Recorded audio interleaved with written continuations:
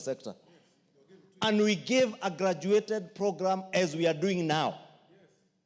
And when at times they were unable to meet that threshold, we would come back and re-legislate in a finance bill.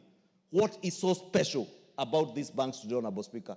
And I want to prevail on members to agree to the position that we have agreed on, a compromise that in the first 2 years, the banks do comply to raise their core capital to 5 billion shillings. Only 6 commercial banks have not met that threshold as we speak today. In another 5 years, up from the 4 years that was in my amendment, Honorable Speaker, everybody complies to that 10 billion shillings. Should there be legitimate cause to re-legislate, you still be members of parliament. At least a good number of you. You come back and re-legislate. Fair enough. But serve your core business by protecting depositors, not capital owners. Benjamin Lagat. Order. Let's listen to Benjamin Lagat.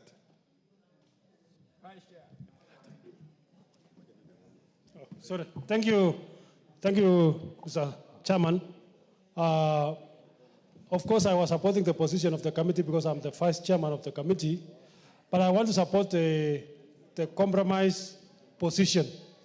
And Mr. Speaker, 1 billion core capital has been working for the last 8 years. So if we come back and say we want to increase it within 1 year by 100%, Mr. Speaker, that is very stiff. And to get 1 billion, Mr. Speaker, is not very easy. In fact, if we were to go that direction, it means the banks will not be lending for the next 4 years to the public because now they have to struggle to get money to become the core capital of their business. So, Mr. Speaker, I want to support the compromise position. And, Mr. Speaker, we must give time for these businesses to get the money to be able to capitalize themselves. Thank you. So, Benjamin, your position, you debated something purely on a certain position, but what exactly are you proposing now? I have said I support the compromise position of 5 years, but definitely 8 years would have been. But on the other hand, you're saying that raising 2 billion in a year is too much. I mean, yes, I've said 1 billion shillings is a lot. Has been the core capital for the last 8 years. Yes. And we have fairly operated well with the 1 billion. So now we are saying we want to raise the 3 billion in 2 years, which is 1.5 billion per year, which is still a lot of money, Mr. Speaker. But since now we have, that is the compromise position that we have, then I support that one. The Honorable, yes.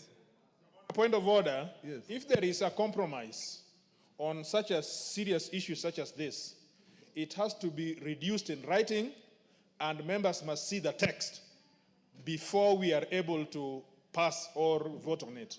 Thank you. I want to hear Ndikiri and the Honorable Chair of...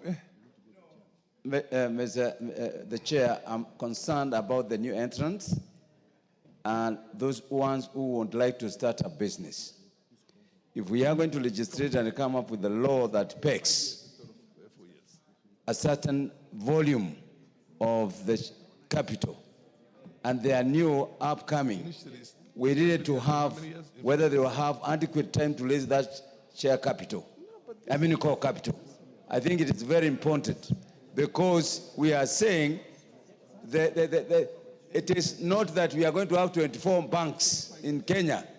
We need to leave room for others to grow and become very competitive. So if we are going to pass a law that is only looking at 24 banks, I don't think that will be doing very good justice to all those interested in coming up with the business to do with the banking. Because we have seen circles which want to grow. And I know if we use the same principle, of core capital, there's more upcoming circles which want to turn into banks will be curtailed from putting up their bid to become bankers in this country. Honorable members, can I just do some explanation? I'm not a finance person, but I just want to understand it. The original amendment by the majority leader was that the 10 billion should be raised in 4 years.